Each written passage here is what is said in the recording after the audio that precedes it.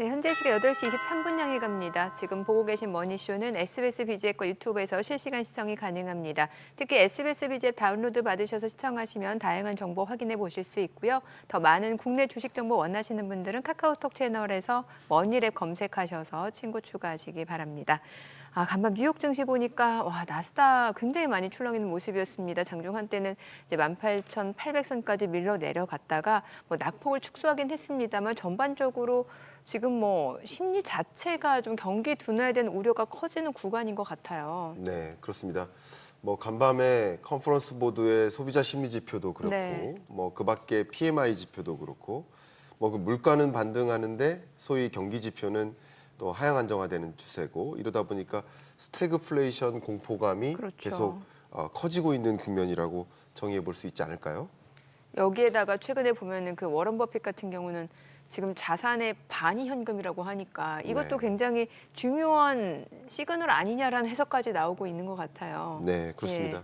정말 이 미국의 소비 건전성 또 제조 건전성 여러 가지 면에서 불안감이 커지고 있기 때문에 우리 이 부분을 더 명확하게 들여다봐야 될 시점이 아닌가 네. 그런 생각을 해봅니다. 자, 오늘 함께해 주실 분 모셔보도록 하겠습니다. 디멘전 투자자문 투자부문 송재경 대표님 함께합니다. 어서 오세요. 안녕하세요. 안녕하세요. 네, 사실 대표님 이 자리에서는 그동안 좀 지금 미국에 많이 올랐던 주식에 대해서는 조금 자산 배분을 할 필요가 있다는 말씀을 강조해 주셨는데 전반적으로 간밤 뉴욕 증시 보니까 조금 경계 심리도 커진 것 같고 뭔가 경기도나 우려감이 많이 커지는 분위기가 반영이 된 것 같아요. 맞습니다. 그러니까 보니까 이제 트럼프가 취임한 지 딱 이제 한 달 네. 넘어가고 이제 두 달 첫 번째 주에 이제 진입한 겁니다, 지금.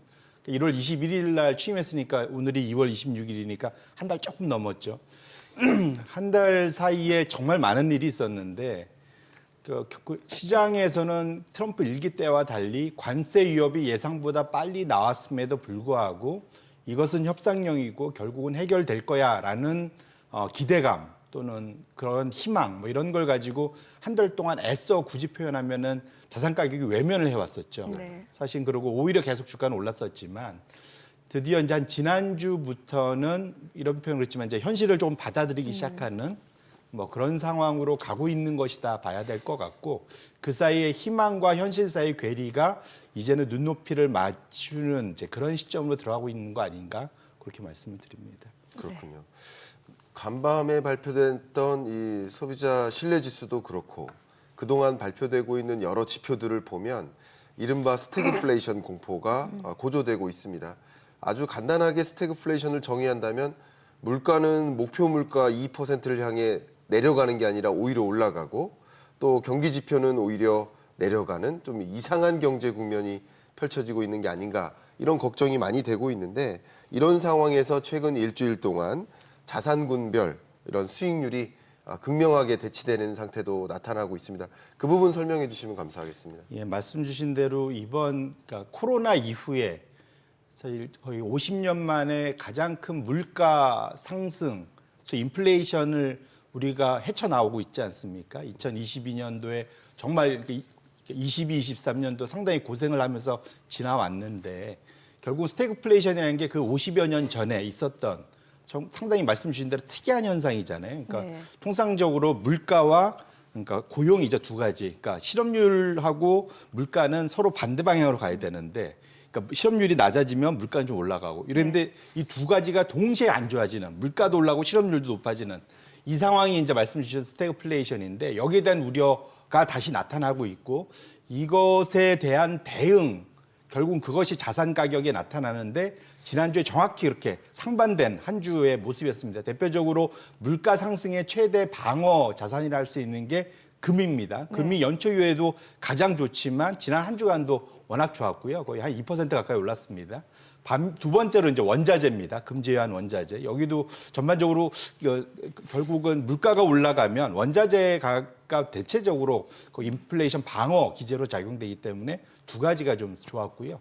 반면에 맨 오른쪽으로 가보시면 경기 상승, 경기 둔화, 그러니까 경기가 좋으면 당연히 주가가 좋을 텐데 기업들의 이익이 좋아지니까. 근데 주가가 빠졌다는 것 자체가 결국은 향후 경기에 대한 둔화 우려가 포함됐다 보셔야 될 것 같고 거기에 또 경제 성장률의 둔화의 우려 때문에 유가도 이제 같이 빠졌다. 결론적으로는 시장에서 말씀 주신 대로 경기 둔화 이것은 결국 실업률 상승이 연결될 거고 이 물가 상승에 대한 방어 기제로 금과 유가가 올라갔다는 것 이 자체가 결국은 시장에서 스태그플레이션이 바로 온다는 건 아니지만 스태그플레이션스러운 뭐 이런 분위기로 가는 거 아니냐는 우려 자체가 자산군 가격에서 극명하게 대별을 나타냈다 이렇게 보시면 좋을 것 같습니다.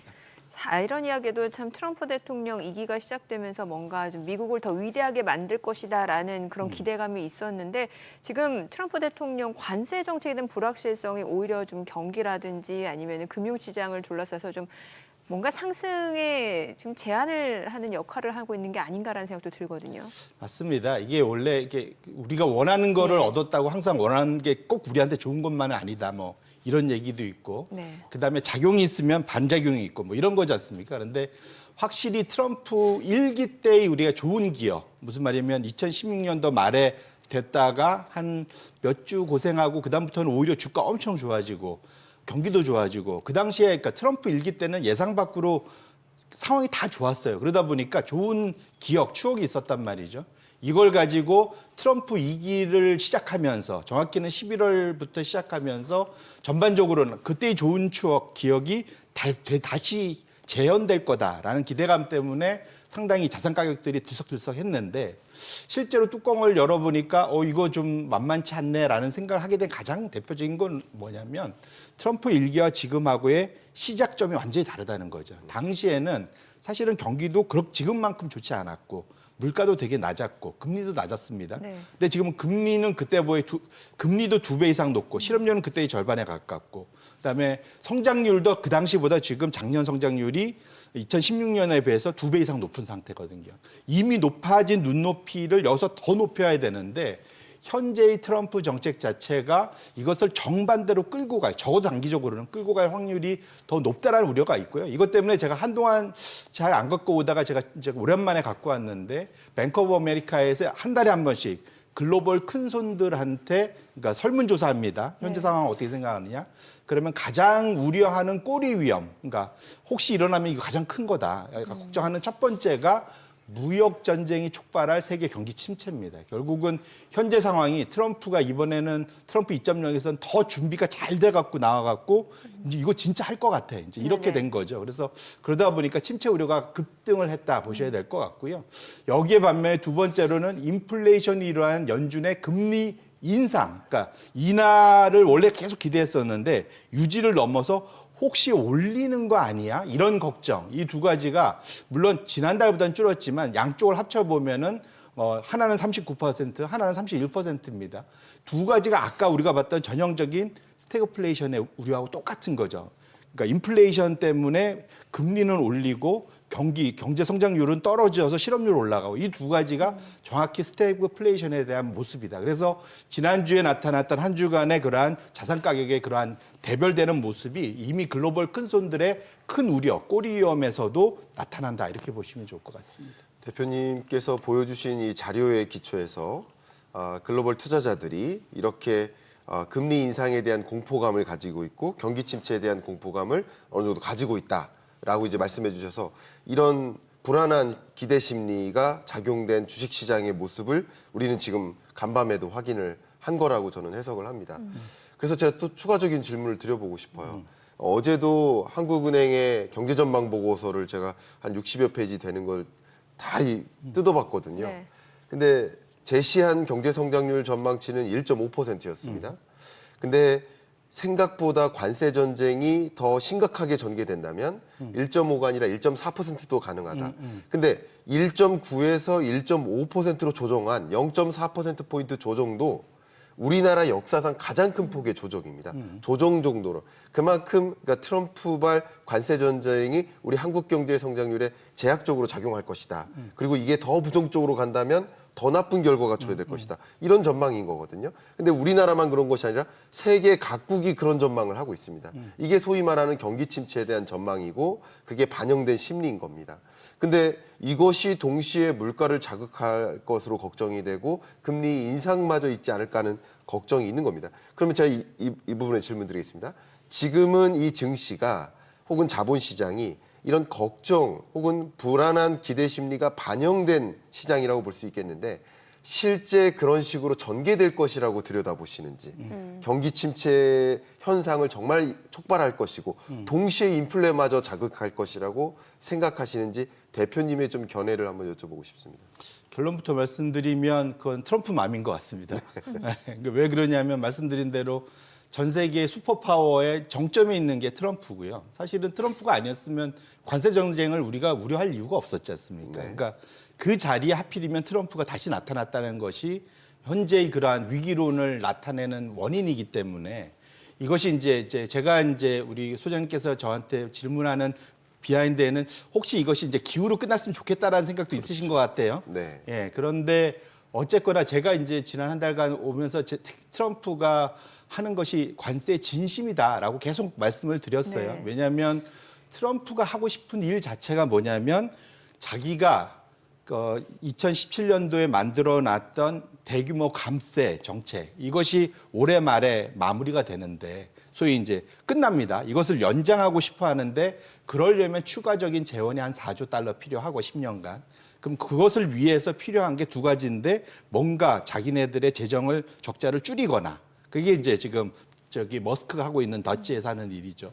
아니면 외부에서 신규 재원이 들어오거나 합니다. 그러니까 신규 재원으로 트럼프가 내내 얘기하고 있는 것이 관세이기 때문에 적어도 트럼프가 관세 전쟁에 있어서는 블러핑이 아니고 진심이다. 이렇게 저는 해석을 계속하고 있는 거고요. 그렇다면 그거를 기본으로 상주에 두고 지금 시장에서 이제 투자자들이 그것을 이제 제대로 읽기 시작한 거죠, 사실은. 읽기 시작했다고 봐야 될 것 같고 그러면 여기에 대해서 보복 관세가 얼마나 나올지가 향후 이제 문제가 될 거고 이렇게 간다면 시장에서 우려한 거를 떠나서 결국은 한국은행 같이 보수적인 집단 자체도 상당히 우려를 포하는 이유는 거기에 있다 보셔야 될 것 같고 특히 이제 우리나라로 돌아오면 사실은 우리나라가 한국은행이 작년에 이런 표현 있지만 조금 과하게 높게 사실 한국은행 포함해서 좀 높게 잡고 있었어요. 사실 작년까지는. 왜냐하면 시장에서는 미리 이미 작년 여름부터 빠르게 끌어내리고 있었잖아요. 이미 작년 여름부터 올해를 1.5 정도까지 내린 네. 해외 기관들이 많았기 때문에 올해 들어와서 조금 더 뭐랄까 현실화시키고 있는 거다. 이렇게 봐야 될 것 같고 어제 또 이창용 총재가 백브리핑 할 때 얘기 저도 이제 쭉 다 들어봤는데 기자간담회 때 냉정하게 얘기하시더라고요. 뭐냐면 우리의 현재 수준이 이 정도다. 기초 체력이. 네. 그러니까 1.5가 너무 낮다고 생각하지 마라. 이것이 현재 우리 상황이다고 얘기한 것을 우리가 냉정하게 좀 받아들일 필요는 있겠다. 이렇게 말씀드립니다. 저는 그 대표님 좀 전에 말씀 주신 그 세계 침체를 야기할 수도 있다라는 그 꼬리 리스크에 대해서 그 트럼프의 관세 정책 이게 또 인플레이션을 유발할 수도 있는 변수다라는 거잖아요. 맞습니다. 근데 지금 보면은 경기 둔화를 걱정하면 사실 연준 입장에서는 금리를 빨리 인하를 해야 되는 거고 인플레이션을 고려한다라고 하면은 금리 인하를 서두르기도 쉽지 않은 상황일 것 같고요. 연준이 지금 고심할 수밖에 없을 것 같은데 지금 시장에서는 오히려 금리 인하 시기가 좀 더 빨라질 수도 있다 이렇게 보는 것 같거든요. 그게 이제 보험성 인하면 예. 정말 다행입니다. 그런데 지금 인플레이션과의 전쟁이 아직 끝나지 않은 걸로 좀 예. 밝혀지고 있기 때문에 적어도 파월을 비롯한 현재의 FOMC 회원들은 멤버들은 적어도 지금 상황에 대해서는 인상까지는 몰라도 그러니까 인하는 어렵고 유지 정도를 지속적으로 할 가능성에 대해서 계속 좀 얘기를 하고 있는 것 같고요. 지금 그러니까 아까 말씀드린 대로 관세 때문에 정말로 급격한 그러한 소비 둔화, 좀 심지어는 이제 침체까지 만일 간다면 그러면 사실은 이제 대응을 하겠죠. 그래서 네네. 지금은 늘 이제 잘 아시겠지만 연준의 두 가지 정책 목표, 물가 안정과 최대 고용 두 가지인데 둘 중에 우선순위를 먼저 어디에 두냐 보면은 늘 연준은 첫 번째는 물가 안정입니다. 물가. 이걸 먼저 잡은 다음에 그다음에 고용으로 가거든요. 왜냐하면 물가 안정 위해서 금리를 올려놓으면 그다음에는 최대 고용을 위해서 금리 내릴 수 있는 여력이 생기지 않습니까? 우선순위도 기본적으로는 물가 안정이 먼저입니다. 그래서 그렇게 놓고 보신다면 적어도 현재 연준의 스탠스 자체는 트럼프는 빠르게 금리 인하를 원하고 있지만 네. 적어도 그 파월을 비롯한 현재 그 팀의 생각은 적어도 그냥 유지 정도로 상반기는 쭉 끌고 갈 가능성이 높다라고 저는 해석을 하고 있습니다. 아 그래요. 좋습니다. 오늘 제가 또 출연했으니까 네네. 진행자이자 또 패널로서 의견을 잠깐 드리면 예. 소장님 말씀에 굉장히 공감을 하고요. 또 추가적인 의견을 드려본다면 어쨌든 제 의견 한 가지는 이겁니다. 이 관세 전쟁이 본격적으로 시작되는 건 3월입니다. 그렇죠. 예. 그러면 3월 달부터 미국의 경기 지표나 지금 발표됐던 모든 경기 지표는 트럼프발 어떤 주제들이 아닙니다. 그렇죠. 그러니까 근데 3월부터 본격적으로 미국 경기 지표 또 물가 지표들이 나올 때인데 이건 관세 전쟁의 결과물이라고 볼 수 있겠죠. 근데 그 3월 지표는 대부분 4월에 발표됩니다. 그러니까 관세 전쟁이 인플레를 촉발할 것인지 심각한 경기 침체를 촉발할 것인지 그 경과를 3, 4, 5월 정도는 지켜보자. 한 분기 정도. 그렇죠. 어쨌든 지켜보고 그게 어떤 경과로 전개될지 지금은 관세 전쟁과 인플레 간의 관계를 지금 규명하기는 어렵다. 예단하기는 어렵다. 네. 지켜보자. 지켜보고 그 지표로서 확인하고 금리 결정에 좀 반영을 해보자 하기 때문에 당분간은 금리 인하나 뭐 인상이나 이런 조치가 아니라 그냥 동결을 하면서 지켜보는 과정이지 않을까 이렇게 생각해 보시면 어떨까 의견을 좀 드려봅니다. 네. 자, 이어서 좀 질문을 드려본다면 지금 계속 이제 소장님께서 강조해 주셨던 이 소매 판매 부진이나 경기 침체 우려 이게 실적으로서 반영되는 게 가장 미국 경제의 소비를 보여주는 월마트 수 아니겠습니까? 있죠. 그렇죠. 네, 그래 월마트의 이 실적, 4분기 실적 그게 올해 매출 가이던스 때문일 텐데 어떻게 보고 계십니까? 결국은 우리가 이제 그러니까 특별한 경우 아니면 모든 거는 주가보다 앞서는 경제 지표는 없다는 얘기를 합니다. 네네. 결국은 전망치나 모든 걸 다 앞서서 다 녹여갖고 하나로 나타내는 게 이제 주가다. 물론 이제 주가가 버티는 경우도 있지만 대체적으로는 선행하는 경향이 있는데 그렇죠. 그 선행성을 나타내는 가장 큰 것이 제가 보기에는 월마트하고 페덱스입니다. 네.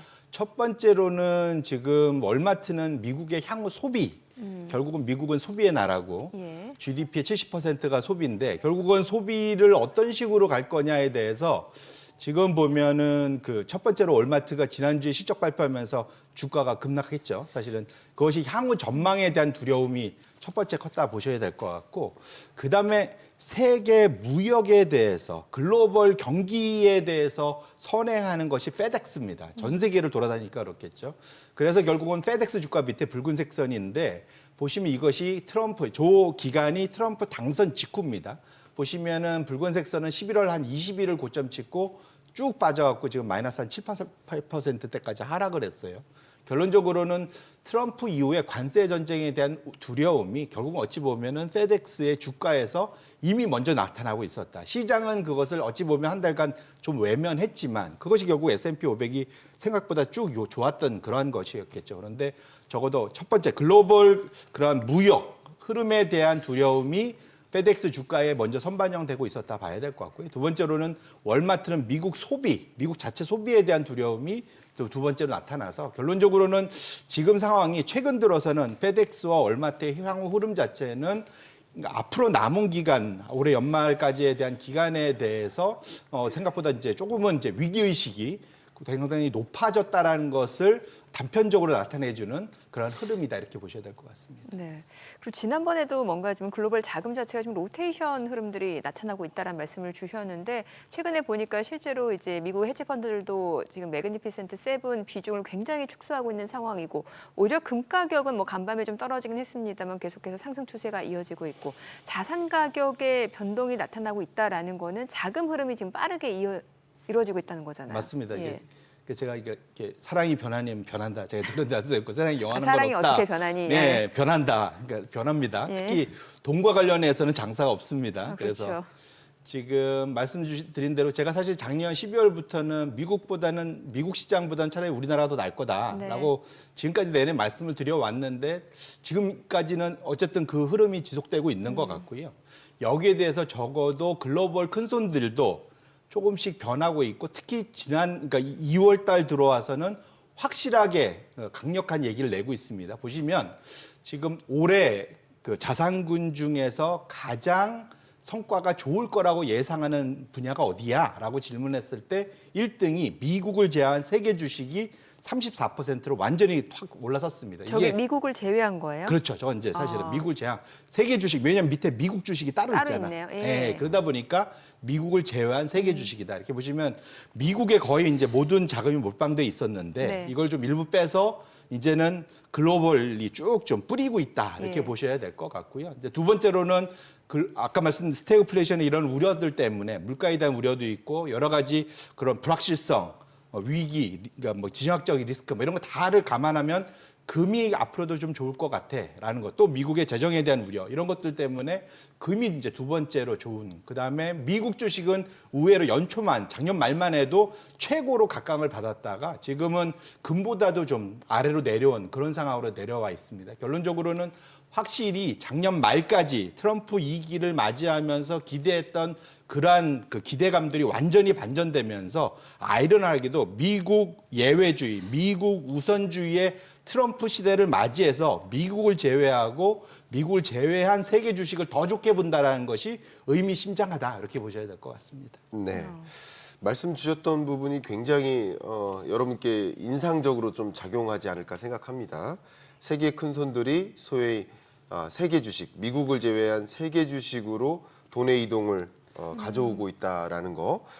그런 것과 하나의 견지에서 미국과 유럽 간의 경제 지표도 좀 바뀌고 있는 모습을 우리는 확인할 수 있는데 이 부분도 한번 설명 부탁드리겠습니다. 예, 그러니까 결국은 이게 아까 말한 대로 그냥 기대감이 기대감으로 바뀐 거냐 그건 아니고 실제로 봤더니 흐름이 바뀌고 있다. 뭐냐면 미국의 절대 지금 성장률이나 이런 건 좋습니다. 소비도 네. 떨어졌다 하지만 압도적으로 좋아요. 근데 다른 우리나라 포함해서 유럽도 뭐 썩 안 좋지 않습니까?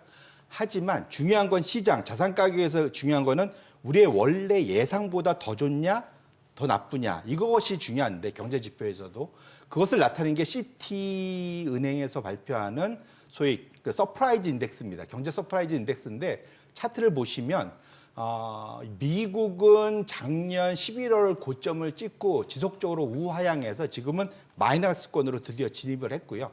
결국은 웬만한 모든 지표가 예상보다 더 부진하게 나타나는 겁니다. 그러니까 나쁘진 않는데 네. 예상보다 안 좋은 거예요. 반면에 유로존은 지금 보시면 작년 여름을 바닥으로 지금 파란색 선인데 쭉 위로 치고 올라가잖아요. 그래서 예상보다 부진했던 것이 조금씩 나아지다가 지금은 전반적으로 모든 네. 지표들이 다 좋게 나오고 있다는 겁니다. 여기에 플러스 지금 독일의 지난 주말에 지금 총선을 하면서 드디어 독일이 2차 세계대전 이후에 꽉 헌법으로 잠갔던 돈 푸는 거, 균형 재정을 일정 부분 풀 수도 있다. 트럼프가 때려가지고 지금 유럽이 자체 국방을 키우기 위해서 방위를 네. 키우기 위해서 돈을 쓸 수 있다라는 흐름을 바뀌고 있거든요. 거기에 중심에 지금 독일이 있습니다. 그러다 보니까 유로존이 앞으로 지금 당장은 미국보다 성장률이 낮지만 앞으로 돈을 풀면 그리고 물가는 미국보다 훨씬 낮으니까 네. 그렇게 보면 유럽이 훨씬 더 낫지 않을까라는 기대감을 갖게 할 만한 그런 변화 이렇게 보셔야 될 것 같습니다. 최근에 뭔가 이제 중국 쪽이라든지 유럽 증시가 흐름이 또 괜찮았는데 이게 단순히 저평가 매력으로 올라온 게 아니라 말씀 주신 내용 보면 통화 정책에다가 여기다 재정 정책에 대한 기대감까지도 반영될 수 있다. 이렇게 해석하면 되는 건가요? 그렇죠. 지난 3년간 미국이 압도적으로 앞섰던 것이 통화 재정 정책에서 앞서 있었잖아요. 예. 그 돈을 엄청 코로나 때 풀고 그것 때문에 소비도 좋고 다 좋았었는데 그러한 분위기가 이제는 유럽 쪽으로 넘어갈 수 있다라는 그러한 확실한 변화가 있고요. 그러다 보니까 지역별로도 확실하게 유럽에 대한 그런 기대 이런 것이 커지고 있습니다. 지금 차트가 마지막 이제 그 서베이의 마지막 자료인데 제가 갖고 온 네. 보시면 지역별로 보면 어느 지역을 그러면 너희가 세계 주식이 제일 좋다고 하는데 그럼 어디가 제일 좋을 것 같아? 그렇게 봤더니 유로스톡스에 대해서 가장 좋게 보는 것이 최근 3개월간 가장 빠르게 올라온 거 확인하실 수 있고요. 반면에 아까 본 대로 작년 말에 비해서는 나스닥의 기대가 빠르게 내려왔고 오히려 중국, 홍콩 항생으로 대표되는 중국 주식에 대해서 빠르게 올라와서 사실은 지금 나스닥하고 거의 동률을 이루고 있습니다. 결론적으로는 미국 나스닥이 중간에 끼어 있긴 하지만 확실히 흐름 자체는 유럽과 중국에 대한 기대감이 미국에 대한 외사랑에서 조금 분산되면서 넘어와서 확실히 세계 주식으로 어떤 선호도가 바뀌고 있는 것만은 분명하다. 이렇게 보셔야 될 것 같습니다. 네. 대표님께서 지금 계속 많이 제시해 주셨던 이 자료가 글로벌 펀드 매니저 설베이잖아요. 그러니까 펀드 매니저 입장에서 그동안 미국 주식은 상당 부분 고조됐었고 버블 아니냐 하는 생각들이 좀 담겨 있는 것 같고 상대적으로 다른 나라들은 많이 조정되어 왔기 때문에 좀 저가 매수의 기회를 좀 가져야 된다라는 생각도 일부분 반영된 것 같습니다. 제가 다음 질문 드리기 전에 갑자기 드는 좀 네네네. 우려감. 예. 이번 주 금요일 이제 PC 물가가 발표됩니다. 예. 근데 한국 시간 기준으로는 10시 반이죠. 근데 중요한 것은 이 1월 PC 물가 상승률입니다. 근데 PC 물가 상승률이 불안합니다. 왜냐하면 이 트럼프발 관세 전쟁이 시작되면 이것저것 물건값 다 오를 거야라는 그 불안한 기대 심리, 소비자들의 심리가 그래서 사재기 열풍이 예. 있었거든요. 그러니까 이 PC 물가 상승률은 CPI와 달리 소비 지출에 기반을 두고 물가 지수를 계산하는 그런 방식이기 때문에 지금 발표되어 왔던 근원 물가 2.8%는 유지될지 몰라도 헤드라인 물가 상승률은 2.3, 2.4, 2.6%를 그동안 기록해 왔는데 이게 또 한 번 근원 물가를 오히려 상회해서 올라가게 되면 미국 경제 입장에서는 굉장한 공포감이 또 지속될 수 있겠습니다. 그래서 왜냐하면 다시 한번 강조하지만 1월 PCE 물가 상승률이기 때문에 트럼프발 관세 전쟁이 시작되기 전 단계에서 사재기 움직임이 굉장히 많이 일어났고 그게 반영된 PCE 물가 상승률은 헤드라인 물가만큼은 자극할 수 있지 않을까. 지금 말씀 주셨던 이런 전체 기조와 함께 미국 경제를 다시 한번 우려케 만드는 이 PCE 물가 상승률 이번 주 금요일 밤 이 지표에 좀 주목할 필요가 있지 않을까. 그런 또 의견을 좀 드리고 싶습니다. 대표님 어떻게 생각하십니까? 예, 그러니까 지금 기본적으로는 이제 최근 들어서는 2022년도에는 PC 물가 정말 못 맞췄어요. 아, 네. 예, 심지어는 CPI 물가 보고 하는 건데 네. 통상적으로는 CPI 물가 보고 사실은 거기에서 일정 부분 빼갖고 PC를 계산할 수 있습니다. 네. 예, 충분히 두 개가 따로 노는 건 아니고 여기에서 이제 만들어서 하는데 왜냐하면 CPI는 이미 나왔잖아요. 그렇죠. 그래서 CPI 보고 이제 PC를 계산할 수 있는데 예상 자체로는 대략 현재 아까 말씀 주신 대로 저 수준에서 큰 변화는 없을 거다라는 게 지금 예상입니다. 대충 CPI를 보고 감안한 건데 문제는 사실은 여기서 시장에서 지금 찾고 있는 이번에 소위 PC 쪽에서는 물가도 물가지만 PC 자체입니다. PC가 개인 소비 지출이잖아요. 그러니까 예. 지출이 혹시 소위 꺾이는 모습이 보이지 않을까라는 걱정이 분명히 있는 거거든요. 아. 그래서 이것 자체에 대해서 만에 하나 정말로 이제 오히려 좀 말씀드린 물가 수준도 중요한데 이건 이제 CPI에서 한번 우리가 봤고 절대적인 이제 소비 지출 자체의 방향성 자체가 향후 이제 역구 둔화되는 거 아니야? 그러면 사실은 미국의 큰 성장 엔진이 식어지는 거잖아요. 그렇죠. 그래서 지금 봐야 될 건 말씀 주신 대로 물가도 중요한데 소비 지출의 절대적인 방향성 이것도 꼭 한번 챙겨보실 필요가 있을 것 같습니다. 네, 자 지금 시각 8시 50분 지나갑니다. 오늘 양시장 예상 체결지수 확인해 보겠습니다. 먼저 코스피부터 좀 보도록 할게요. 오늘 보합권 출발 예상되고요. 2,629포인트 그리고 코스닥도 역시 강보합권 예상됩니다. 770포인트로 집계가 됩니다. 시가총액 상위 종목 예상 체결가 보겠습니다. 삼성전자 오늘 보합 출발 예상됩니다. 어제 종가가 약보합권, 지금 최근에 이제 나흘 연속 좀 주가가 소폭 좀 조정을 받는 모습이었는데 오늘장 지금 보합권 예상되고 있고요. SK하이닉스 1% 하락 예상됩니다. 호가는 19만 8,500원. LG 에너지솔루션이 0.8% 하락 예상되고요. 호가는 37만 500원. 삼성 바이오로직스가 1% 상승 예상됩니다. 지금 호가 119만 1,000원으로 나타나고 있고 사실 미국 뉴욕 증시에서도 뭐 제약주들이 상대적으로 선전하는 모습을 최근에 보여주고 있습니다. 뭐 간밤에 일라이릴리 같은 경우는 이제 비만 치료제 약간 인하 소식이 나오면서 주가를 상승으로 이끌었는데 이런 부분이 국내 증시에서도 제약 바이오주 상승 모멘텀으로 이어지는 것 같고요. 현대차 보합 출발 예상되고 있습니다. 기아도 오늘 호가에서 보합 예상됩니다. 지금 93,200원 그리고 삼성전자 우선주는 0.9% 하락 예상됩니다. 호가 47,100원이고요. 셀트리온 0.6% 상승 예상됩니다. 예상 체결가 17만 5천 원. 그리고 네이버가 0.4% 상승 예상되고요. 호가는 22만 9,500원, KB금융 상승 출발 예상되고 있습니다. 코스닥 시가총액 상위 종목 예상 체결가 보겠습니다. 어제 뭐 바이오주 좋았어요. 알테오젠 같은 경우는 2% 넘게 상승하는 모습이었고 오늘 강보합권 예상됩니다. 호가는 39만 4천 원, 에코프로빔 2% 약세가 예상되고요. 예상 체결가 13만 300원. HLB 0.3% 상승 예상됩니다. 호가 8만 8천 원, 에코프로는 하락 출발 예상되고요. 레인보우 로보틱스입니다. 오늘 호가에서 뭐 아직까지는 큰 움직임 나타나지 않고 있는 모습이고 리가캠바이오는 0.4% 하락 예상됩니다. 호가는 11만 3천 원. 클래시스 지금 호가가 지금 상한가 예상이 되고 있는 모습인데 그래서 일단 좀 뭐 허수도 있을 수 있기 때문에 저희가 또 개장하고 어떤 재료 또 뉴스들이 있는지 좀 체크를 해보도록 하겠습니다. 자, 그리고 삼천당제약이 1% 상승 예상됩니다. 호가는 19만 9천 원, 휴젤 0.4% 하락 예상되고요. 예상치 일가 31만 5천 원, 리노공업입니다. 지금 1% 상승 예상되고 호가는 22만 1천 원으로 집계가 되고 있습니다. 자, 이제 개장까지 한 7분여가량 남았는데 일단 간밤 뉴욕 증시 뭐 나스닥이 좀 많이 떨어지긴 했습니다만 오늘 국내 증시는 그 영향보다는 뭐 개별 종목 움직임에 따라 좀 시장에서는 또 종목 장세가 이어지지 않을까라는 생각이 드네요. 그렇습니다. 예. 오늘 또 장 지켜보면서 우리 네. 좀 들여다봐야 될 것, 체크해야 될 것들 지금부터 좀 집중적으로 들여다볼 텐데요. 일단 대표님께서 쭉 말씀해 주시는 과정에서 이제 돈의 이동에 주목을 해야 되겠다라는 생각을 다시 한번 하게 만듭니다. 그 돈의 이동은 또 하나의 거대한 축이 금으로 부상하고 있는 것 같고요. 사실 제 이름도 금이거든요. 금금? 예, 제 김이라서 금이고 네. 광석도 네. 금이에요. 아. 빛나는 돌이니까. 아, 네. 그래서 금 온수당 2,900달러 선을 넘어섰습니다. 그래서 많은 분들이 이렇게 불확실성이 더 고조되면 네. 경기 침체 공포감, 또 무역 분쟁의 공포감, 또 전쟁의 공포감, 이런 공포감이 계속 치닫게 된다면 3,000달러 선 넘어서지 않을까, 안전자산으로의 대거 이동이 있지 않을까 하는 생각들을 또 많이 하고 계십니다. 대표님은 어떤 전망을 하고 계신지 의견 여쭙겠습니다. 예, 일단은 제가 최근 한 2주간 가장 많은 그 질문을 받은 게 금에 관한 네. 거였던 것 금, 같습니다. 예. 그래서 말씀 주신 대로 이제 금이 금값을 계속 하고 있는데, 네. 예.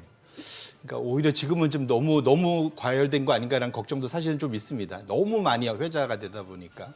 그래서 괜히 지금 내가 금 그 사이 까먹고 있던 거 어디 있나 이제 서랍도 열어보고 막들 하고 계시고 막 모아보고 이거 모은 거 지금 팔아야 돼 뭐 이런 질문도 많이 하시는데 확실한 게 이것이 그 우리 개인들뿐만 아니라 그러니까 뉴욕의 큰손, 미국의 큰손들이 지금 그러고 있습니다. 보시면 지금 차트를 제가 하나 갖고 왔는데 왼쪽은 은의 차트고요. 우측은 네. 금의 차트인데 뭐냐면 그 금의 거래의 최대 시장은 미국이 아니라 영국 런던입니다. 네. 왜냐하면 전 세계적으로 옛날부터 런던이 사실은 금을 포함한 그 소위 그 금융의 본고장이었잖아요. 파운드화가 엄청나게 사실은 달러 전에 세계 최고 기축 통화였기 때문에 그리고 영국은행 우리를 따지면 한국은행인 영국은행이 저기 세계의 금 우리나라 한국은행도 영국은행에다 맡겨놓습니다. 예, 우리 예. 갖고 있는 리저브. 그래서 그 외환보유고에 있는 금을 지금 영국이 다 갖고 있는데 이거를 지금 최근 들어서 어마어마하게 땡겨갖고 뉴욕으로 실제로 그 비행기에다 실어다 날르고 있습니다. 네. 그 돈 드는 무겁잖아요. 이 무거운 거를 실어다가 지금 뉴욕으로 런던에서 계속 나르고 있는데 그러다 보니까 일반적으로는 뉴욕이 런던보다 금 가격이 똑같은 게 있으면 한 평균적으로 10년간 한 2달러 정도 더 비쌌습니다. 프리미엄 이제 그러니까 소폭 높은 거죠. 아무래도 옮겨가려면 돈도 그렇죠. 들고 막 예, 이러다 예, 보니까 그러니까 영국에다 그냥 놔두고 그냥 거래했던 거예요. 예. 실제로는 종이로 사고 팔고 했던 거죠. 그러니까 그냥 실물은 거기다 놔두고 근데 실물을 이제 본격적으로 뉴욕으로 가져오다 보니까 이 실물금 가격 격차가 뉴욕하고 최대 작년 올 초 1월에는 50달러까지 차이가 났습니다. 그러니까 2달러의 프리미엄이 50달러까지 갔다가 최근에는 한 30달러 전후까지 가고 있는데 거의 과거 평균에 비해서는 지금 20배 이상 차이 나는 뭐 20배 전후로 차이 나는 정도의 상황인데 왜 이렇게 됐느냐? 가장 큰 거는 트럼프의 관세 우려 때문입니다. 해외에 있는 모든 것이 관세란 게 딴 게 아니라 뭔가 국내로 갖고 들어오려면 세금 매기는 거잖아요. 네. 그렇기 때문에 지금 트럼프가 매기는 게 뭐 10%뭐 이런 게 아니라 기본적으로 한 25%씩 때리지 않습니까? 그러면 해외에 있는 것을 갖고 들어올 때 10% 이상, 20% 이상을 맞아버리면 그러면 금가격이 아까 3,000달러였는데 실제로는 내가 갖고 들어오면 국내에서는 20% 떼면은 600달러나 손해를 보게 됩니다. 그러다 보니까 미국의 지금 해외에다 가져놨던 금들을 미국으로 갖고 들어오는 이 작업이 어마어마 일어나다 보니까 단기적으로는 뉴욕과 런던의 일물일가의 법칙이 완전히 깨져서 지금 뉴욕의 금 가격이 훨씬 더 높아지는 현상 이런 것이 나타나고요. 이제 다만 이것은 해외에 무한대로 갖고 있는 게 아니지 않습니까? 예. 이것이 다 옮겨지고 나면 그러면 저 프리미엄은 빠르게 내려갈 거고 그런 변화에 대해서는 우리 투자자분들도 미리 명심할 필요가 있겠다 이렇게 말씀드립니다. 이게 공식 금 거래는 스위스를 통해 한다라는 거. 이 내용은 또 어떤? 우리가 이제 의미인가요? 어렸을 때 배웠던 예. 게 모든 길은 로마로 통한다 뭐 이런 말이 있지 않습니까? 네. 똑같은 말로 뭐 세계의 모든 금 거래는 스위스로 통한다라는 말이 있습니다. 그래서 저도 이번에 공부하다 재밌었는데 뭐냐면 이게 지금 저 노란색 막대가 뭐냐면 스위스에서 미국으로 수출하는 금의 양입니다. 네. 지금 지난 한 십몇 년간 폭발적으로 지금 최근 들어서 늘어난 걸 보실 수 있어요. 지금 한두 달 사이에. 가장 큰 이유가 뭐냐면 금을 갖고 오면 그냥 원석으로 갖고 올 수 없고 금을 가보면 보통 녹여갖고 다시 찍어갖고 보내야 되잖아요. 전 세계 70%를 다 스위스에서 합니다. 그러니까 스위스를 믿는 거예요. 중립국으로서 스위스 은행이나 뭐 이런데 그리고 스위스 마크가 찍으면 사람들이 더 이상 두말 증서 마크 찍고 증서 갖고 있으면 다 믿는 마치 우리나라도 종로에서 거래하지만 예. 한국 금거래소에서 찍힌 마크가 훨씬 더 신뢰도가 높을 거잖아요. 네네네. 그러니까 개인 그 금하는 것보다는 마찬가지로 전 세계적으로는 첫 번째로는 스위스 마크가 찍히는 게 중요하다 보셔야 될 것 같고요. 두 번째로는 도매금 그러니까 우리 골드바 예. 한번 만져보고 싶은데 왜냐면 이게 하나가 지금 17억 이렇게 할 거지 않습니까? 네. 우리나라 돈으로. 네. 지금 보면 런던의 골드바 도매금 거래는 400온스짜리 우리가 영화에 보면 되게 무거워 보이는 벽돌같이 예. 생긴 거 있잖아요. 예. 옆에서 샘 보면은 사다리꼴로 생긴 네네. 그게 이제 런던의 400온스짜리고요. 뉴욕은 요거보다는 좀 작습니다. 100온스짜리. 네. 조금 약간 얇은 거라고 봐야 예. 될 것 같은데. 이제 그러다 보니까 지금 런던에 있는 골드바를 뉴욕으로 가기 전에 스위스로 보내서 400짜리를 100으로 만드는 거예요. 다시 만들어서 다시 수출을. 그래야지 이제 뉴욕에서 바로 거래가 될 거지 않습니까? 이런 변화도 같이 있습니다. 그래서 사실은 우리가 향후 금거래의 흐름을 빨리 캐치하려면 네. 스위스가 미국에 수출하는 금의 양이 빨리 주냐 안 주냐로 지금의 이러한 단기적인 급변동을 체크할 수 있다. 저게 끝난지 안 난지는 스위스의 미국 수출 금양을 보면 알 수 있겠다. 이렇게 말씀드립니다. 런던에서 바로 미국으로 가는 게 아니라 스위스를 거쳐서 뉴욕으로 간다는 거네요. 그렇죠. 사실은 전 세계 모든 금이 일단 스위스 스위스 갔다가 그랬다가 이제 최종 소유자한테 간다 이렇게 보시면 좋을 것 같습니다. 네, 알겠습니다. 자, 간밤 뉴욕 증시 나스닥 많이 떨어졌는데 오늘 국내 증시로 확인해 보죠. 개장합니다.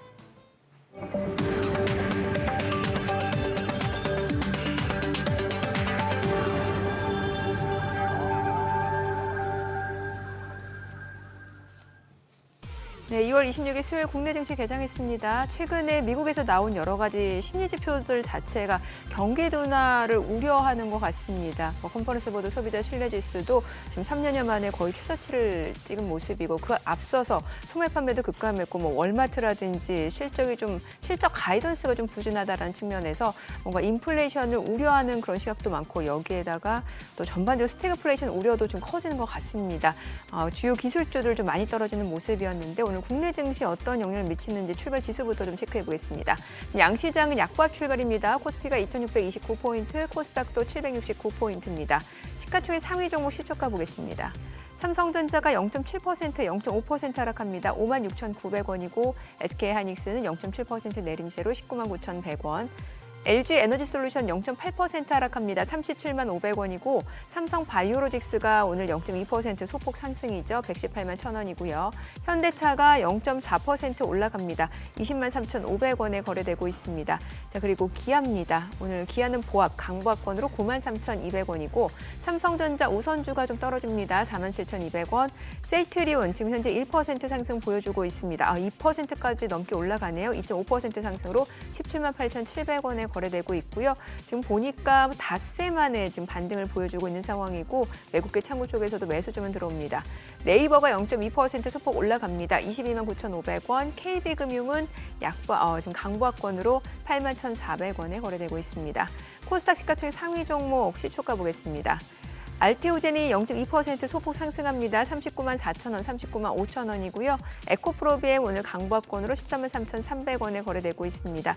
어제 5% 넘게 떨어졌었는데 오늘 좀 반등을 시도하고 있는 모습이고요. 에코프로는 여전히 0.4% 하락으로 65,300원. HLB 보합이고요. 레인보우 로보틱스입니다. 오늘 0.6% 상승으로 389,000원에 거래되면서 사흘 만에 반등 보여주고 있습니다.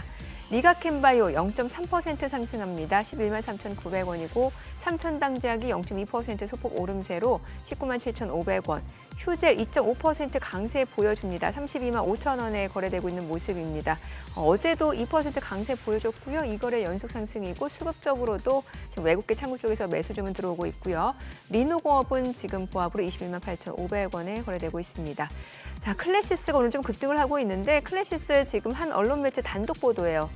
그러니까 지금 삼성전자가 피부 미용 의료기기 클래시스 인수를 검토 중이다라는 소식이 나오고 있습니다. 이미 아이비 쪽이나 이런 쪽에서 확인해 본 바로는 지금 클래시스 인수를 위해서 삼성전자가 태스크포스 팀을 꾸렸다라는 소식이 전해지고 있고, 다만 이제 한 언론 매체 단독 보도기 때문에 조금 더 이제 구체적인 디테일한 사실은 확인해 볼 필요가 있을 것 같습니다. 지금 15% 급등입니다. 자, 오늘 시장에서 특징을 보여주고 있는 섹터 종목들 좀 체크를 해보도록 하겠습니다. 오늘 시장에서는 지금 양시장 보합권인 가운데 피팅 쪽이라든지 우크라이나 재건 이런 쪽 움직임이 나타나고 있는데, 피팅 쪽 움직임에서는 태광이 지금 5.8% 강세를 보여줍니다. 23,650원이고요. 성광밴드도 2.6% 상승하면서 29,000원, 화성밸브도 1.4% 상승하면서 8,650원이고요. 하이로코리아도 1.7% 상승하면서 29,750원에 거래되고 있습니다. 한국선제도 2% 상승 보여주고 있습니다. 피팅 쪽 같은 경우는 이제 조선 기자재 쪽으로도 엮인 종목이 많기 때문에 이런 부분 좀 참고하셔야 될 것 같고요. 자, 오늘 그리고 우크라이나 재건 쪽에서는 대동기어가 7% 넘게 올라가고 있습니다. 아무래도 우크라이나 종전에 대한 기대감도 좀 반영이 되다 보니까 이런 쪽 종목들이 또 테마성으로 움직이는 경향도 나타나고 있는데, 현대 에버다임이 3% 상승합니다. 9,940원이고요. 데모도 1.6% 올라갑니다. HD 현대건설기계가 5% 넘게 상승하네요. 78,200원. 다산네트워크스도 2% 상승 보여주고 있습니다. 그밖에 TYM도 2.9% 상승 흐름 보여주는 상황이고요. 자, 오늘 미용기기 쪽에서는 아무래도 클래시스가 좀 상승을 하다 보니까 또 다른 쪽 종목들까지도 동반 강세 흐름이 이어지고 있습니다. 사실 이제 수출 쪽 모멘텀도 워낙 많이 반영되고 있는 종목이기도 한데, 클래시스는 지금 20%, 19% 좀 급등을 보여주고 있는 상황이고요. 그밖에 하이로닉도 4.9% 올라갑니다. 6,720원, 그리고 라메디텍도 6.2% 상승하면서 8,720원이고요. 파마 리서치도 2.4% 올라갑니다. 비올도 3.7% 상승합니다. 8,760원이고요. 하이로닉 보셨고, 지금 보시다시피 원택도 2% 상승 중이고, 휴젤도 2.8% 올라갑니다. 오늘 피부 미용 의료기기 쪽 좋고요. 지금 NFT라든지 STO 쪽도 흐름이 좋은데, 핑거가 NFT 쪽에서는 핑거가 지금 16% 급등합니다. 9,880원 선 움직임 이어지고 있고요. 갤럭시아 SM도 8% 상승합니다. 2,225원. 그리고 서울 옥션도 7% 상승합니다. 7,160원이고, 지금 보시게 되면은 갤럭시아 머니트리도 4% 상승 중이고, 위메이드, 카카오게임즈도 각각 2%에서 1% 상승 보여주고 있는 상황이고요. STO 쪽도 비슷합니다. 뱅크웨어 글로벌 8% 상승 중이고, 이렇게 NFT, STO 쪽 오늘 관련 종목들 흐름 좋습니다. 지금 K옥션, 서울옥션 다 올라가고요. 갤럭시 SM까지도 상승 흐름 보여주고 있는 상황입니다. 오늘 수급 상황 좀 체크를 해보도록 하겠습니다. 지금 유가증권 시장에서는 개인과 기관이 삽니다. 개인 투자자 676억 원 순매수를 보여주고 있고요. 기관, 오늘도 연기금 사네요. 최근에 연기금 꾸준하게 매수하고 있는데 사실 그게 규모가 그렇게 크지 않다라는 점이 좀 아쉽긴 합니다만 그래도 꾸준하게 매수합니다. 기관 쪽 전체적으로 67억 원 매수 우위, 외국인은 924억 원 순매도를 나타내고 있고요. 코스닥에서는 개인 투자자 425억 원 매수 우위, 그리고 외국인과 기관은 각각 309억 원, 104억 원 순매도를 나타내고 있습니다. 환율 체크하겠습니다. 달러 환율입니다. 정규장 마감 대비로 80전 상승한 1,431원 20전에 개장이 됐습니다. 오늘 국내 증시 보니까 일단 뉴욕 증시 그 여파는 크게 없는 것 같네요. 네, 예. 다행히 네. 여파가 크지는 않게 네. 작용하고 있습니다.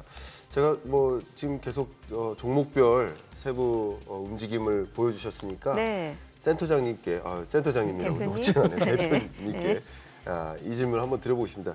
제가 개인적으로 눈에 띄는 게 소위 우크라이나 재건 쪽이에요.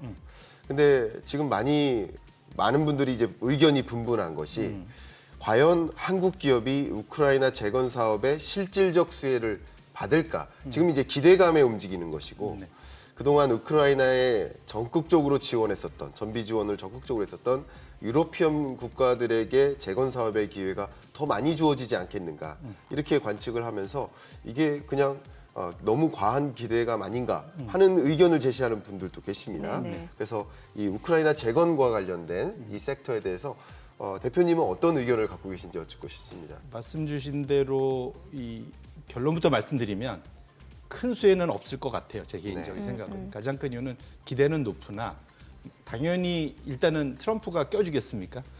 심지어 유럽도 안 껴주려고 할 것 같은데 지금 네. 유럽 빼고 사우디, 리비아 갖고 거기서 지금 러시아하고 만나갖고 지금 종전 협상을 한 거지 않습니까? 네. 그러니까 지금 우크라이나하고 유럽을 뺀 마당에 우리나라를 껴준다 그건 좀 생각하기 어려울 것 같고요. 다만 뭔가 재건 사업이 진행이 되면 거기에 관련해서 필요한 뭐 쉽게 생각하면 굴착기 같은 거 뭐 이런 것들은 당연히 수출이 좀 늘 수 있겠죠. 당연히 그쪽에서 왜냐하면 우리나라가 이 과거에 이제 이라크나 이런 쪽에서 크게 한번 재건 산업이 시작됐을 때 그런 것을 수출을 많이 했던 그런 기억들이 있기 때문에 당연히 그거는 이제 전 세계적으로 잘 만드는 나라가 몇 안 되니까 캐터필러니 뭐 이렇게 근데 미국 거를 유럽에서 만약에 자기네들이 돈 들여서 하는 데면 가능하면 지금 분위기 봐서는 안 가져가려고 그러잖아요. 제가 재밌는 얘기 하나 해드리면 네. 캐나다에서 요즘에 아메리카노를 뭘로 부르는지 아십니까? 뭐라고 불러요? 캐나디아노. 정말로 왜 그럴까요? 미국이 너무 싫은 거예요 지금. 51번째 주로 오라고 들어오라고 그러네. 하니까. 그만 아메리칸이라는 표현을 안 하고 싶다는 아 거죠. 정말요. 네. 네. 진짜로 그래서 이게 그러겠죠. 신문 기사에도 나왔습니다. 그래서 그러니까 그 캐나다의 유명 그런 커피 체인점에서 네. 그 메뉴판 위에 아메리카노로 빡빡 지우고 캐나디아노 캐나디아노. 이렇게 써놓습니다. 지금 아. 그 정도로 사실은 분위기가 아까 왜 테슬라가 유럽에서 갑자기 판매가 급감을 했겠습니까? 네. 사실은 이게 트럼프가 교묘하게 상대방 국가 그 국민들을 자존심 상하게 하는 그런 아주 놀라운 능력이 있지 않습니까? 네. 그러니까 그러다 보니까 이런 일이 벌어지고 있는데 아무튼 중요한 거는 제가 말씀드렸는데 두 번째로는 우크라이나의 이슈 중에 하나는 이라크 같은 데는 그 기름이라도 나오니까 예. 나중에 돈 받을 수 있는 소위 말하는 담보가 있습니다. 네. 담보 자산이. 근데 우크라이나는 지금 상황에서는 딱히 담보 자산이 없거든요. 사실은 그 소위 히토리오 얘기하지만 냉정해 보면은 지금 현재로서 미국의 지질 조사국에서도 우크라이나의 히토리오는 없다. 그러니까 아, 그래요? 예, 많지 않다라는 것이 지금까지의 그러니까 얘기입니다. 주장은 우크라이나가 있었던 거거든요. 이렇게 놓고 보면 그것도 히토리오 자체도 전체적으로 귀하고 비싸지만 사용량이 적어서 한 해에 거래되는 양 자체가 되게 작아요. 그러다 보니까 전반적으로는 그 소위 가서 열심히 일한 다음에 대금을 못 받을 수 있는 네. 이런 일도 있습니다. 그래서 냉정해 보면 우크라이나 재건에 대해서 기대는 높으나 실제로 이것이 가서 우리가 일을 열심히 했을 때 거기에 대한 수익을 챙길 수 있는 그러한 상황이 만들어지는 것까지를 다 챙기셔야 그래야만 실질적인 그러한 주가의 상승을 장기간 누릴 수 있겠다 이렇게 말씀을 드립니다. 앞서 저희 금 얘기했었잖아요. 그러면 이제 투자 관점에서 앞으로도 더 금 가격이 올라갈 수 있을지도 궁금해지는데 여기에 대해서 어떻게 보시나요?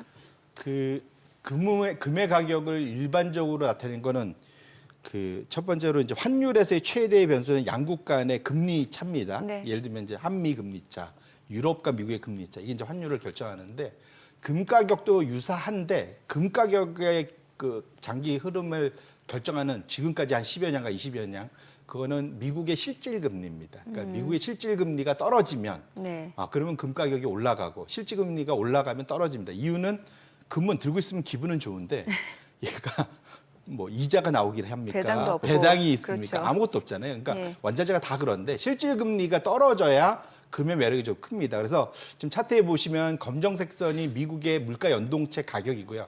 올라가면 실질 금리가 떨어진다는 얘기입니다. 그러니까 결국은 지금 보시면 지난 10년간 금 가격하고 지금 물가 연동체 가격이 똑같이 움직이는 걸 확인하실 수가 있어요. 보시면 똑같이 움직이잖아요. 예. 그런데 반면에 최근 한 2, 3년간은 실질 금리가 좀 일부 하락을 했음에도 불구하고 충분히 많이 안 올랐는데도 금 가격은 이거하고 상관없이 그냥 치고 계속 올라왔단 말이에요. 그래서 네. 최근 한 1년, 2년간은 실질 금리 이외의 뭔가가 사실은 금 가격을 움직이고 있다. 이것에 좀 주목할 필요는 있겠다 이렇게 말씀드립니다. 네. 이제 궁금해지는 것이 중앙은행의 금 매수세입니다. 예. 제가 마침 어제 이 주제를 다룰 줄 몰랐는데 한국은행에 이 외환국에 전화를 했었어요. 좀 궁금한 것들이 있어가지고 체크하려고. 네네. 세계적으로 이 중앙은행들이 금 매수세에 들어갔죠 이미. 그리고 특히 중국인민은행이 적극적으로 금 매수를 하고 있습니다. 왜냐하면 세계 경제가 이렇게 불안하게 전개될 것이라고 보고 있고 금리의 레벨은 좀 떨어질 것이라고 보고 있고 뭐 그런 관점에서 금에 대한 관심 또 외환 보유액의 성격으로서 금으로 많이 갖고 있으려는 움직임이 일어나고 있다는 사실입니다. 근데 제가 궁금했었던 것이 2013년 이래로 한국은행은 금 보유량을 늘리지 않았어요. 그러니까 외환 보유액을 들여다보면 금 외환 보유액의 규모는 계속 유지되고 있더라고요. 왜 이렇게 됐느냐? 금값이 올라가고 있는데 왜 외환 보유액 중에서 금이 차지하고 있는 그 외환 보유액 성격의 그 금은 유지되고 있느냐 확인해 봤더니 이게 수량이 추가적으로 매수를 안 했다. 한국은행은 매수를 안 했어도 금 가격이 반영되면 이 외환 보유액이 올라가야 되는 거 아니냐라고 이렇게 질문을 드렸는데 이게 금 보유는요 주로 미실현 손익 개념으로 그러니까 최초에 매수했던 매수가로 반영된 거라고 하더라고요. 그런 부분 여러분들도 많이 궁금해하실 것 같아서 제가 포인트를 드리는데 그러니까 중앙은행들의 금 보유 추세를 보려면 단연 금 보유량의 개념으로 보셔야 된다. 이렇게 의견을 좀 드려보고 싶어요. 역시 그런 관점에서 중국인민은행의 금 보유세 어떤 경향을 보이고 있는지 대표님께 여쭤보고 싶습니다. 아까 말씀드린 실질 금리의 하락폭에 비해서 생각보다 금 가격이 너무 많이 더 올랐다. 제가 아까 말씀드렸던 그것의 가장 큰 것이 수급이 모든 걸 우선한다 말씀드렸는데 대표적인 게 말씀 주신 대로 중국을 포함한 그 작년 한 해 보면 폴란드, 터키, 인도 뭐 이런 데가 많이 샀어요. 근데 어쨌거나 지금 보시면 중국 인민은행의 금 보유량이 2022년 여름부터 그때 이후부터 지속적으로 우상향하고 있다. 그럼 잘 생각해 보시면 2022년에 대체 무슨 일이 있었길래 평상시에 안 사다가 금을 저렇게 쭉 샀을까 궁금하지 않습니까? 그때 무슨 이벤트가 있었느냐? 2022년 초에 러시아 우크라이나 전쟁이 일어났습니다. 그것에 대한 대응으로 미국과 유럽이 무슨 일을 했냐면 러시아가 기름 팔아서 해외에 쌓아두었던 달러 자신의 자산을 다 동결해 버렸어요. 그러니까 내가 해외에 달러 표시 자산을 갖고 있어 봐야 미국 눈에 밉보이면 언제든 그것은 휴지 조각이 될 수 있다라는 걱정들이 미국하고 덜 친한 국가들한테는 나타나기 시작한 거죠. 그래서 지금 중국이 그래서 그 이후부터 지금 외환 보유고 내에서 금의 비중을 빠르게 지금 끌어올리고 있다 이렇게 보셔야 될 것 같고요. 작년에 워낙 급등을 하다 보니까 작년 하반기에는 금을 좀 안 사다가 최근 3개월간 금을 다시 사기 시작했습니다. 그래서 전반적인 흐름 자체는 최근에 아까 말씀드린 대로 다 초단기적으로는 일시적으로 해외에 나가 있는 미국인들이 보유하고 있는 금을 뉴욕으로 가져오기 위해서 단기적으로 튀었고 조금 길게 놓고 보면 최근 한 2, 3년간은 전 세계 중앙은행들이 금을 사면서 끌어올리고 있다. 마지막으로는 결국은 이것이 미국의 달러 가치에 대한 우려 여부에 따라서 장기적인 흐름이 갈 수 있기 때문에 요 세 가지 흐름, 초단기, 중기, 장기의 그러한 각각 변수에 대해서 투자자분들이 꼭 챙겨볼 필요가 있겠다 이렇게 말씀드립니다. 마지막으로 좀 포트폴리오 구성 전략을 좀 여쭤보고 싶은데 앞서서 보니까는 지금 앞으로 기대 수익률을 높일 수 있는 게 미국을 제외한 세계 주식이라든지 아니면 금 이런 쪽 말씀 주셨는데 최근에 10년물 국채 수익률만 놓고 봤을 때는 또 채권에 대한 수요도 좀 높아지는 것 같습니다. 맞습니다. 어떤 식으로 자산을 배분하는 게 좋을까요? 그래서 지금은 아마 정확히는 주식의 거의 이런 표현이죠. 몰빵. 뭐 이런 특히 이제 미국 주식 거의 이제 모든 포트폴리오 지금 지난 2, 3년간 성공했던 분들은 다 그 포트폴리오일 텐데 말씀드린 대로 이제부터는 좀 지역과 자산을 좀 다각할 필요가 있다 말씀드리고 금은 제가 많이 얘기했지만 금의 전체 포트폴리오에서 절반씩 이렇게 가져갈 수는 없잖아요. 그래서 보험용으로 한 5%, 10% 이내로 가져가시는 게 맞을 것 같고 지금부터는 불확실성이 커지다 보니까 일정 부분 현금 비중을 좀 높이시는 것도 도움이 될 것 같고 마지막으로는 미국 주식에 집중돼 있던 것들을 좀 다변화해서 유럽이나 중국이나 우리나라 이런 쪽으로 좀 다변화시키는 것이 상대적으로 대응하기 좋고 채권 비중도 일정 부분은 가져가는 것도 좋을 것 같습니다. 네, 오늘 내용 잘 들었습니다. 고맙습니다. 오늘 들으신 내용과 관련해서 더 다양한 정보 원하시는 분들은 카카오톡 채널에서 머니랩 검색하셔서 친구 추가하시기 바랍니다.